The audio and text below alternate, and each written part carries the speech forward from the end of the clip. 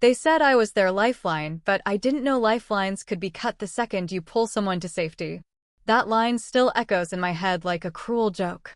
My name's Elena Brooks, and for 3 years, I was the one holding the entire marketing department at Bright Path Innovations together. Deadlines, crises, client meltdowns, I fixed them all. They called me the problem solver.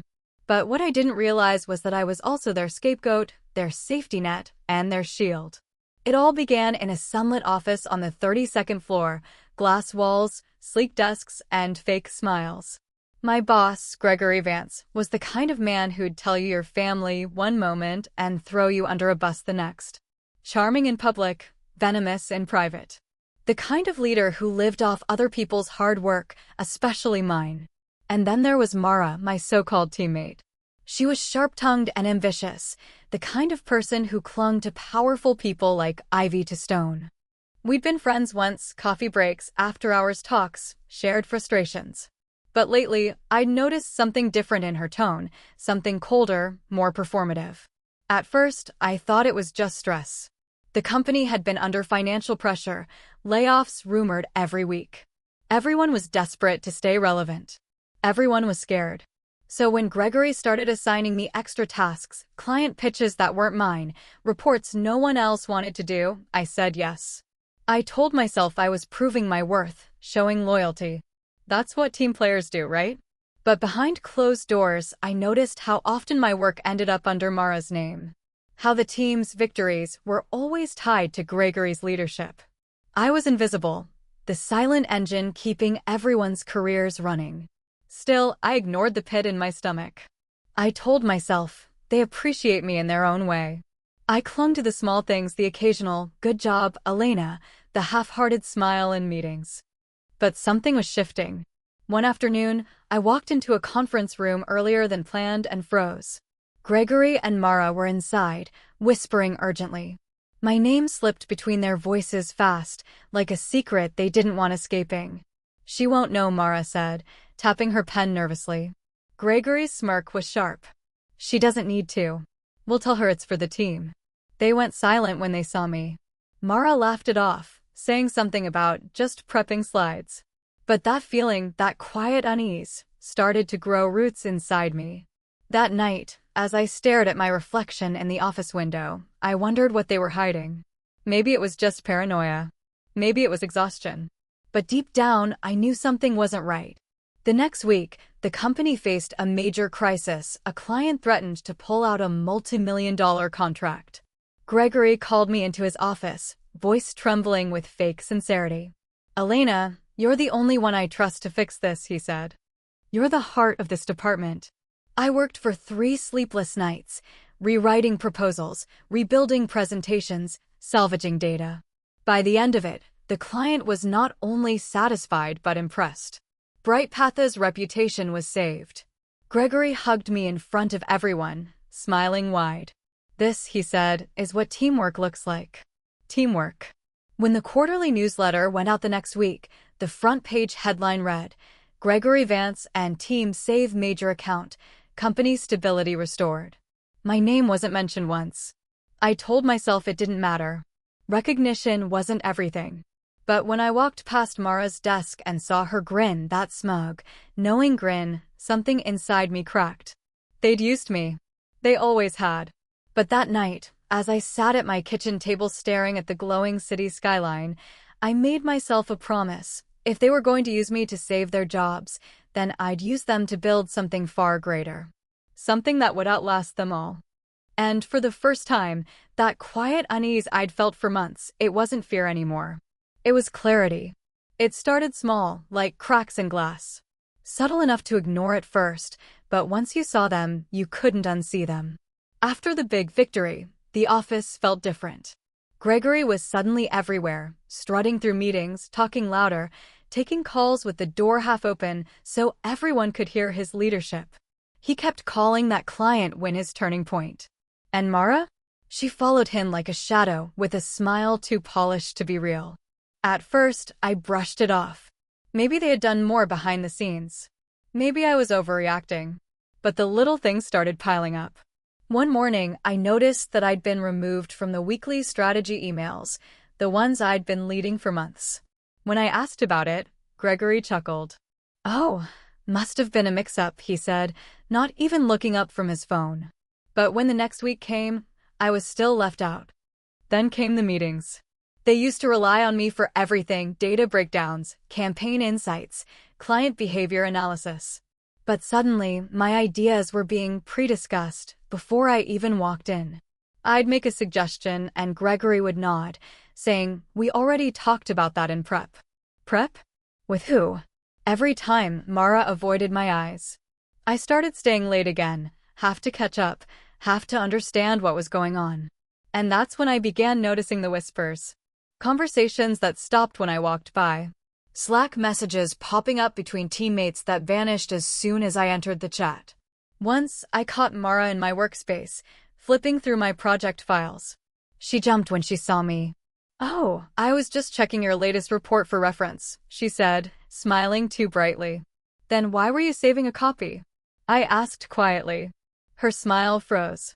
"Just being thorough." I wanted to believe her. I really did. But my gut told me something was wrong. Still, I kept pushing it aside. You don't survive corporate life by being paranoid. You survive by staying useful. So that's what I did. I worked harder, smiled more, volunteered for every project. But the harder I worked, the colder they got. Gregory started praising Mara publicly. "She's really stepping up lately," he'd say in meetings, glancing my way like he was testing my reaction.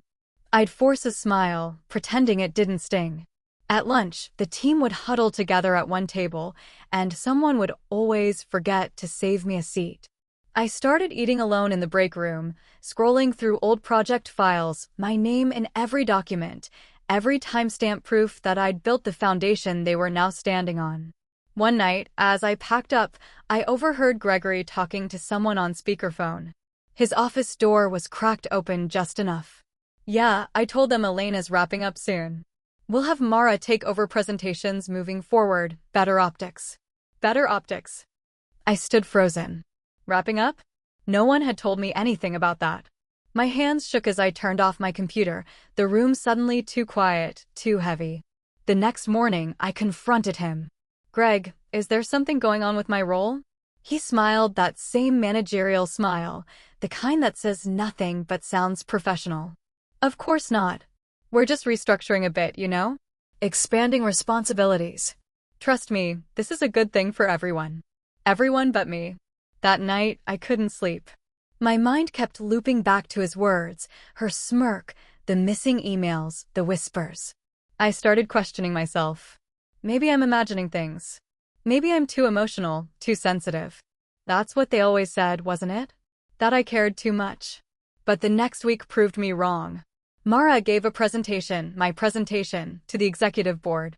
Every chart, every phrasing, every statistic was something I'd created.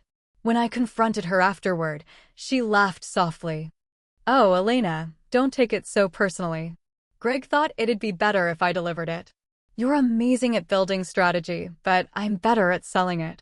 It's teamwork." Teamwork. The same word Gregory had used months ago. I smiled through the ache in my chest and said nothing. But that night, I opened my personal drive and started backing up everything, every report, every presentation, every document with my digital fingerprint on it. Because somewhere deep down, my instincts were screaming now. This wasn't just favoritism. This was preparation. They were building something and using my work to do it. And though I didn't fully understand it yet, one thing was becoming clear: they were planning to cut me out of the very foundation I built for them. And for the first time in weeks, I stopped doubting my gut. Something was coming. And this time, I wouldn't be caught off guard. I'll never forget the day I realized what they'd done. It was a Thursday, one of those painfully ordinary days where the betrayal hits harder because it hides behind routine. I was at my desk, headphones in, finalizing a client report that had kept me up half the night. Gregory had called a team update meeting for the afternoon, his voice unusually chipper in the email. By now, I knew the pattern: big smiles, false praise, and then something ugly hidden between the lines. But I didn't expect this. When the presentation started, Gregory stood tall at the front of the glass-walled conference room, Mara beside him, her usual polished smirk plastered in place. The rest of the team buzzed with forced enthusiasm. Today, Gregory announced dramatically, "We're unveiling our department's new initiative, the Growth Sustainability Model." I frowned. That name, it sounded familiar. Too familiar. He clicked to the first slide, and my heart stopped. It was my project. The exact model I'd designed 6 months ago, the one I'd pitched to him, and he'd rejected, saying it was too ambitious for our current resources. Every line, every data set, every design choice was mine. Even the sample clients listed in the presentation were pulled from my private notes. The only difference? My name was gone, replaced with Gregory's and Mara's. Developed by Greg Thompson and Mara Klein, the screen read. My stomach twisted. The room began to blur, voices echoing in and out. Impressive work, Greg. Brilliant innovation, Mara. Can't wait to roll this out.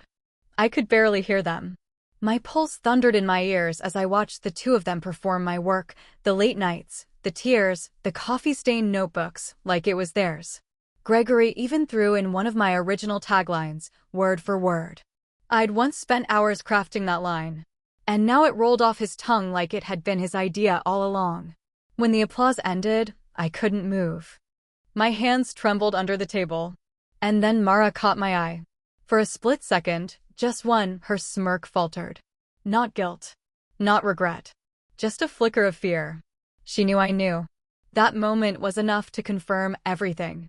After the meeting, I went straight to my desk and opened the shared drive. My project folder was gone. Deleted. Not archived, wiped. But I'd learned to trust my instincts weeks ago. And my instincts told me to dig deeper. So I did. Hidden deep in another folder, under a generic name, budget overview _Q2, I found a document log. My log. Every edit, timestamp, and version I'd saved over the past months. Each one showing me as the creator, the one who'd built it all. And at the very top, a new name appeared. Gregory Thompson, owner. He hadn't just stolen my work. He'd taken ownership. I felt my throat tighten. For years, I'd given everything to that company: loyalty, sleepless nights, my ideas, my heart. And they'd use me. Not just to survive a crisis or meet a deadline. No, they'd use me to save themselves. Because a week earlier, the company had faced major layoffs. I remembered the closed-door meetings, the tense whispers, the fake optimism. Now it all made sense. They'd used my project as the miracle fix, the innovation that saved the team from being downsized. They'd sold it to the board as their brainchild. And I, the real creator, had been erased to make room for their survival. I sat there frozen. My monitor blurred as tears welled up, but I didn't cry. Not yet. My mind spun, replaying every moment I'd trusted them, every time I'd stayed late to help. Every time Gregory said, "We're in this together." The room felt smaller by the second. My chest ached, but beneath that ache, something else began to stir, something sharp and quiet. Anger. Not the explosive kind. Not the kind that makes you yell or throw things. This anger was cold, controlled, dangerous. I stood up, packed my bag, and walked out without a word. No goodbyes. No fake smiles. That night, I sat in my apartment, staring at the glowing city skyline, and finally let myself cry, not because they stole from me, but because I'd let them. Because I believed in loyalty, teamwork, and integrity in a world that rewarded betrayal. When the tears dried, I opened my laptop. One by one, I pulled up every backup I'd made. Every timestamp, every version history, every confidential email Gregory had forgotten to delete. Proof that I had built the foundation they were standing on. Then I opened a new document. At the top, I wrote 4 words in bold letters. My empire starts here. I didn't know how yet. But I knew this: I wasn't going to destroy them with anger. I was going to outthink them. Outplay them. Outbuild them. They used me to save their jobs. But soon, they'd realize I'd used them to find my purpose. And when I was done, I wouldn't just have justice. I'd have an empire. The weekend after the betrayal was a blur. I barely ate, barely slept. I sat in silence, surrounded by empty coffee cups and my laptop, my only ally in a war I hadn't chosen, but could no longer ignore. The city outside my window moved on like nothing had happened, cars honking, people laughing, lights flickering in high-rises. Meanwhile, my world felt like it had caved in. I had spent years believing that hard work spoke for itself, that loyalty mattered, that if you gave enough time, effort, kindness, people would value you. But I was wrong. What I learned that Thursday shattered every illusion I'd built my career on. People don't protect you. They protect what you can do for them. And the second you stop serving their interests, you're disposable. I kept replaying the meeting in my head, Gregory's smug smile, Mara's false charm, the applause. Each memory burned hotter until it didn't hurt anymore. It just fueled me. By Sunday night, something inside me shifted. It wasn't anger anymore. It wasn't sadness. It was clarity. I realized no one was coming to fix this. No apology, no justice, no miracle email from the CEO saying, "We know what really happened." If I wanted to reclaim what was mine, my work, my name, my worth, I had to build it myself. And this time, I wasn't going to play nice. Monday morning, I showed up to the office early. Earlier than anyone else. The air was still. The fluorescent lights flickered to life as I walked through the empty cubicles, the same space where I'd once poured my heart into projects that others took credit for. But something about it felt different now. It wasn't their office anymore. Not in my head. I sat down, opened my laptop, and started outlining my next move. Not a tantrum. Not revenge. A plan. I began documenting everything, every version history from the stolen project, every internal chat message with timestamps, every meeting summary where I'd shared the initial idea, and most importantly, the proposal I'd originally written. The one with my name, my handwriting, and my digital signature. The more I compiled, the lighter I felt. Like each file I saved was a brick, and I was finally building something that belonged to me. But then I paused. Was my end goal to destroy Gregory and Mara? Or was it to free myself from the box they'd put me in? That question changed everything. Because if I just wanted revenge, I'd be fighting their kind of battle, a dirty, petty one. But if I wanted to win, truly win, I had to think bigger. So I did something unexpected. I emailed HR. Not to report them, but to request my resignation. Just like that. No warning. No confrontation. I could almost hear the confusion when Gregory read it, probably in his corner office, sipping his overpriced coffee, assuming I'd crawl back after a few days of hurt. But he didn't know me anymore. When I left that building for the last time, I didn't look back. It wasn't just an exit, it was an awakening. I took the severance, my skills, my files, and every ounce of knowledge I'd gained under their exploitation and started working for myself. Day by day, I rebuilt what they'd broken. Late nights, strong coffee, and endless lines of strategy, this time, not for their company, but for my own. And I started small. A one-woman consulting firm from my apartment. No investors. No false smiles. Just me, my laptop, and my determination. The irony? The very system I'd created, the one Gregory and Mara had stolen, became the foundation of my first client project. But this time, my name was on every document, every invoice, every credit line. I didn't need to prove myself to them anymore. I was proving it to me. One night, around 2 a.m., I caught my reflection in the dark screen after sending off a proposal to a potential client. I barely recognized the woman staring back. She looked calm, confident, powerful. That's when I realized something profound. They hadn't broken me. They'd built me. Because without their betrayal, I might have stayed small, forever helping others rise while I remained invisible. But now, I was done being invisible. They used me to save their jobs. But what they didn't realize was that, in doing so, they'd taught me how the game was played. And I was about to play it better than any of them ever could. I closed my laptop, whispered to the quiet room, "You wanted to use me? Congratulations. You just created your biggest competition." The fear was gone. The doubt was gone. All that remained was fire, calm, focused, unstoppable fire. And from that moment on, I knew this wasn't a story of revenge anymore. It was the beginning of my empire. They still thought I was fragile. That was the first advantage I engineered. For weeks after I left, I fed the world the version of myself they expected. A quiet resignation letter, a tasteful, taking time to reflect, post on LinkedIn, the occasional low-energy reply to a recruiter. Let them think I'd folded. Let them feel safe. Confidence hides better in silence than in noise. But inside my quiet, something else was humming, a patient, methodical hum. I built plans the way I used to build campaigns, with data first, then narrative. Revenge, I decided, would not be theatrical. It would be inevitable. Step 1. Consolidate the truth.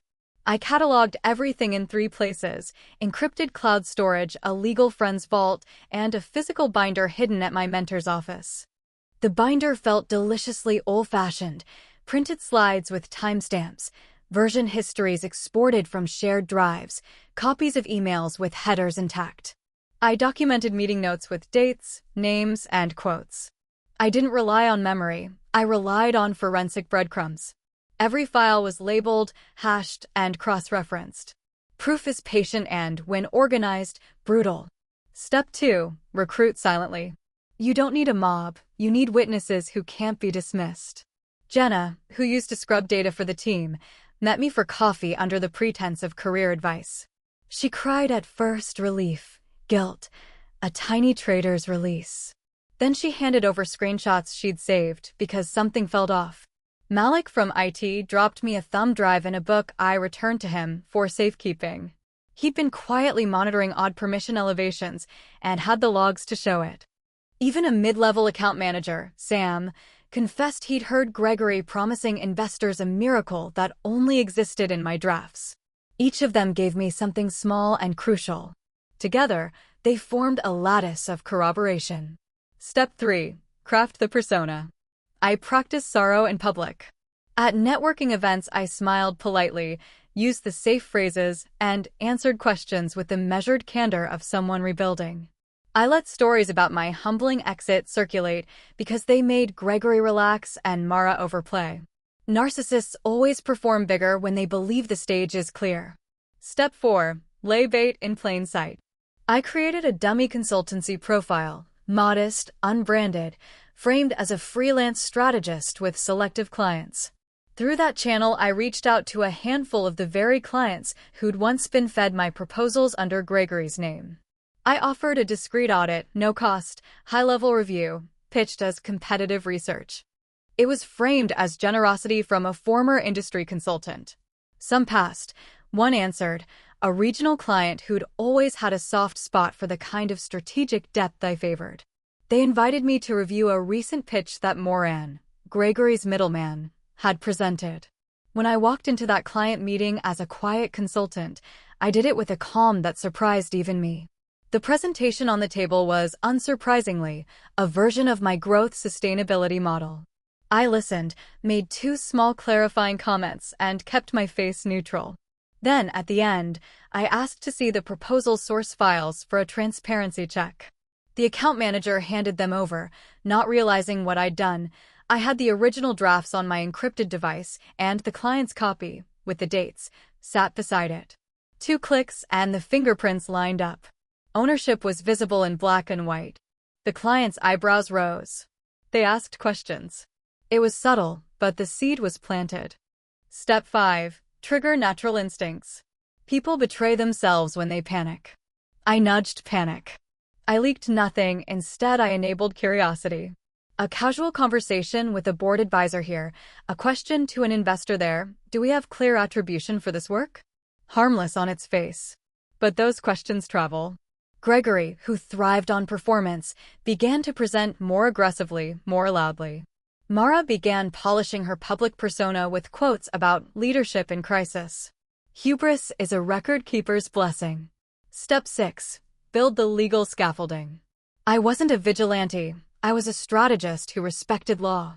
My lawyer prepared a neutral packet, a factual, non-accusatory dossier that laid out authorship evidence, timelines, and potential contract implications for misattribution. It wasn't meant to be sent immediately. It was meant to be delivered when the stakes were highest, when the board, investors, or a client demanded clarity. Everything hinged on timing. The company had a major investor showcase scheduled in 3 weeks, the perfect light. If I revealed the right proof at the right moment, it wouldn't feel like an attack. It would feel like due diligence built into the corporate life cycle. They'd have to act. In the meantime, I grew my consultancy quietly. My first client converted into a retainer. Another came through a referral once a quietly furious account manager told a friend, "There's someone who actually built the system we're selling." Word spreads when relief and competence show up in client results. My bank account grew. My confidence grew. My public persona stayed small and unthreatening, which made Greg bolder and more careless. The most delicate part of the plan was emotional. I had to keep my own rage controlled. Revenge born of fury is sloppy. So when Mara posted a triumphant team selfie celebrating a new internal award, one that used my line and my slide, I commented with a simple, earnest "Congrats, team." No caps lock. No venom. They cheered. They told themselves I was harmless. Perfect. One evening, Malik texted a single line, "Logs backed up. Ready when you are." My chest tightened, not with adrenaline, but with a cool, clean certainty. The dossier was complete. The witnesses were ready. The clients were primed for clarity. They still thought I was rebuilding a life quietly. They didn't see the ledger I'd been stitching. I slipped the final file into the lawyer's vault and scheduled a lunch with an investor contact under the guise of sharing industry insights. He was curious, analytic, and impatient, exactly the type who asks the questions that make boards uncomfortable. At that lunch I mentioned, almost as an aside, a technicality, how often a company audits authorship before taking a product public. He listened. He asked for examples. I smiled and said, "Sometimes the truth is right there in the metadata." He asked for an example. I promised to send one when the time was right. As I walked home that night, the city lights felt different, sharper, more mine. The plan wasn't revenge in the old, cinematic sense. It was architecture, cold, precise, and inevitable. Gregory still thought I was fragile. Mara still posted motivational captions. They believed the story they'd written about me. Let them hold on to that illusion. In 3 weeks, when the boardroom fills and their names are on the stage, the world will ask for proof. I had been building that proof while they were building their narrative. And proof, once opened, can't be smiled away. The storm was scheduled. The calm before it was deliberate. The boardroom that morning felt like the inside of a camera lens, everyone crowded into a frame they'd already rehearsed. Investors on 3 sides, lawyers with thin notepads, PR clutching their phones like talismans. Gregory arrived wearing the same confident smile he wore when he'd presented my work as his. Mara floated in just behind him, polished, practiced, the picture of triumphant ease. They expected applause. They expected the predictable arc, praise, promotion, investor pats on the back. I walked in quiet, clutching nothing but a slim folder and my phone. Jenna sat beside me, composed. Malik was at the far corner, a ghost in the IT chair with a USB tucked away in his sleeve. The mentor who'd nudged a skeptical board member sat 2 seats away, neutral as a judge. The air smelled faintly of coffee and 1,000 small lies. Gregory opened with bravado. He spoke of market capture, of scalability unlocked, of how our department had pivoted and saved the company. The slides behind him flashed with polished charts and the language he'd stolen. Cameras in the room shifted like curious birds. He smiled at the investors. They smiled back, dollar signs in polite eyes. When he finished, the CEO called for questions. Investors asked predictable ones about rollout timelines and KPIs. That's when I stood. There's power in not performing. Power in being the one who walks into a room everyone is watching and refuses to carry the theatrics. I kept my voice steady, almost soft. Before we go further, I said, "May I demonstrate attribution transparency?" I brought materials that clarify authorship and development history for the growth sustainability model. A murmur moved across the room. Gregory's smile thinned. Mara's hand tightened around the edge of her chair. I placed the folder on the table and opened it. The binder was clinical, exported metadata, version histories, email headers, timestamped drafts, printouts of Slack threads. I slid a copy across to the CEO, another to legal, and a third to the lead investor. Malik, at my cue, tapped the laptop. A clean audit interface filled the screen. My microservice trace log file hashes matched to my account, commit histories listing my user ID, and timestamps that predated the official launch. I did not accuse. I narrated. I let the paper and pixels speak. These are the original drafts, I said. Authorship metadata shows creation dates, contributors, and version history. Here's the snapshot of the repository before the transition, my commits, my notes. Here's a backup from my mentor's office with certified timestamps. And here is correspondence where Gregory explicitly approved the proposal I had authored months earlier. The room listened because the room couldn't do anything else. Facts are loud in rooms built for scripts. Gregory sputtered the first protest, practiced indignation. This is selective editing, he snapped. Mara chimed in with the "we collaborated" chorus. But the audit interface was mercilessly obedient.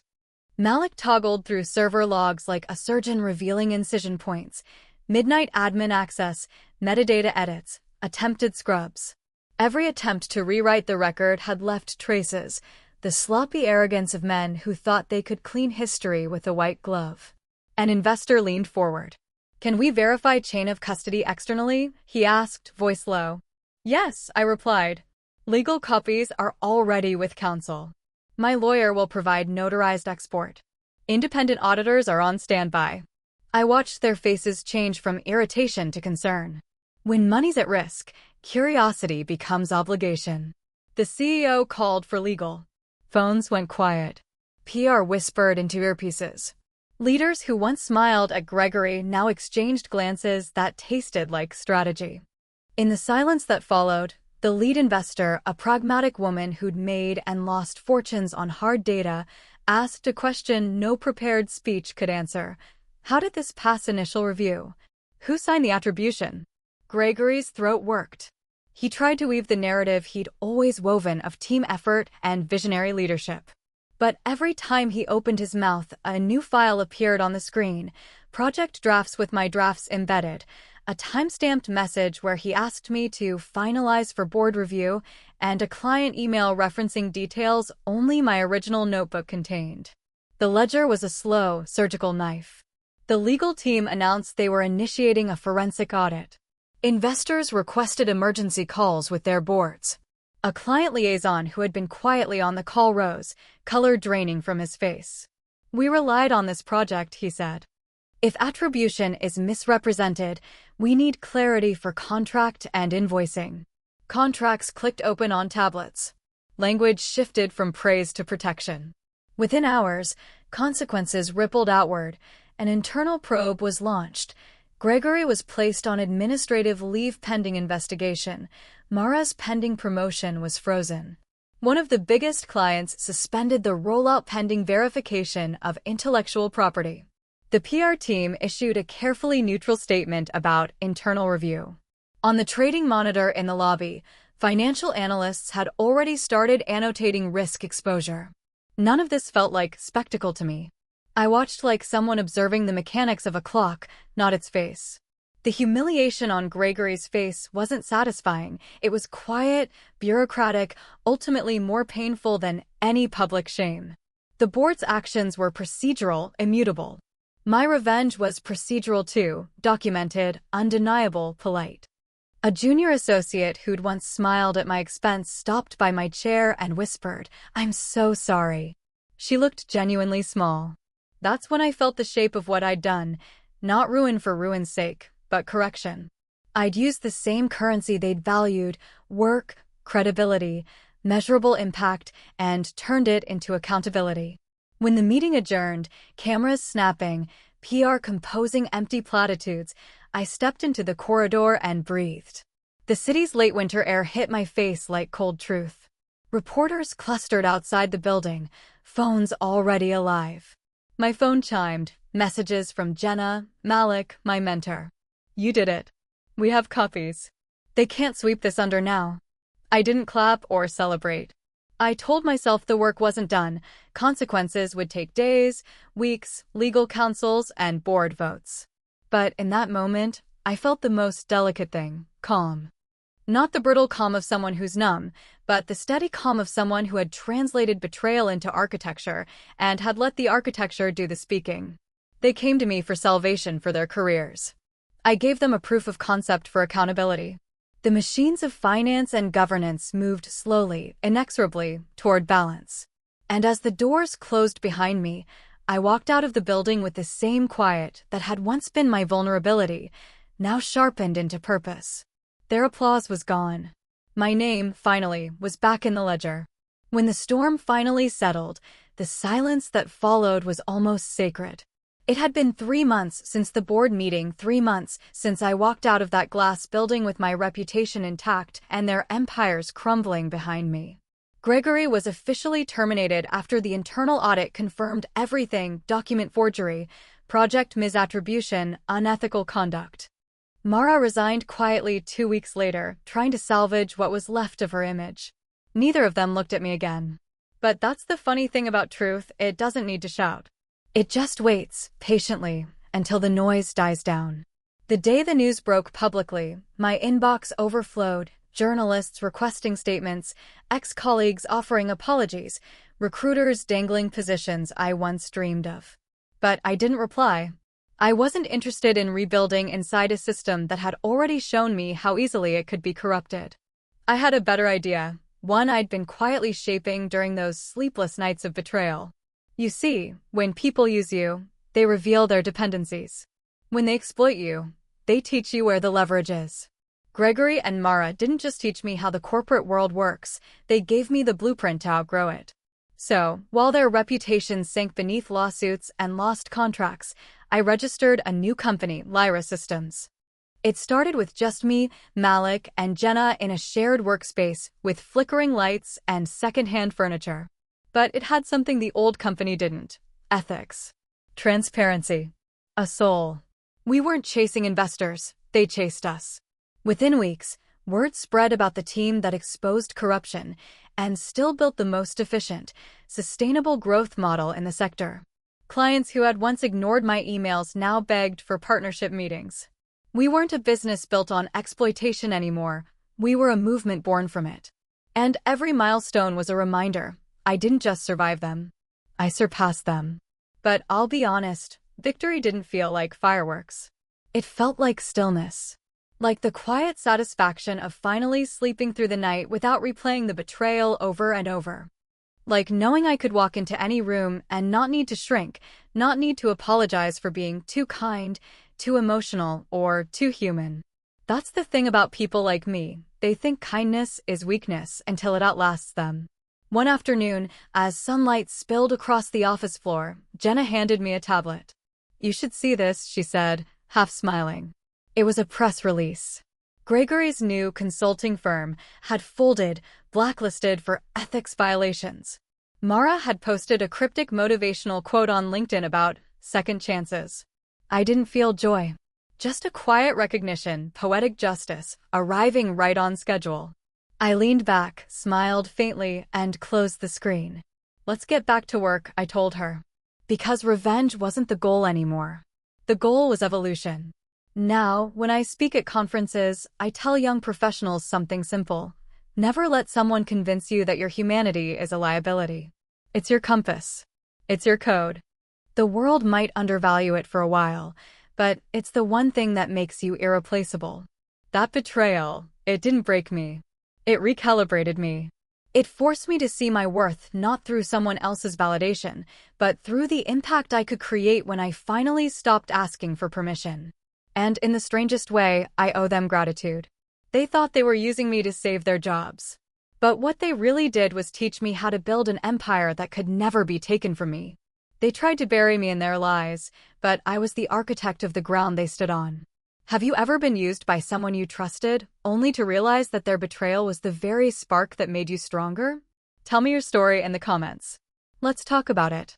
Because pain has a strange way of becoming purpose when you decide you're done playing small. If this story hit you deep, like, subscribe, and share it with someone who needs to hear it tonight. Because sometimes, revenge isn't about destruction. It's about reconstruction of your strength, your peace, and your worth. And, trust me, nothing is more powerful than a woman who remembers who she is.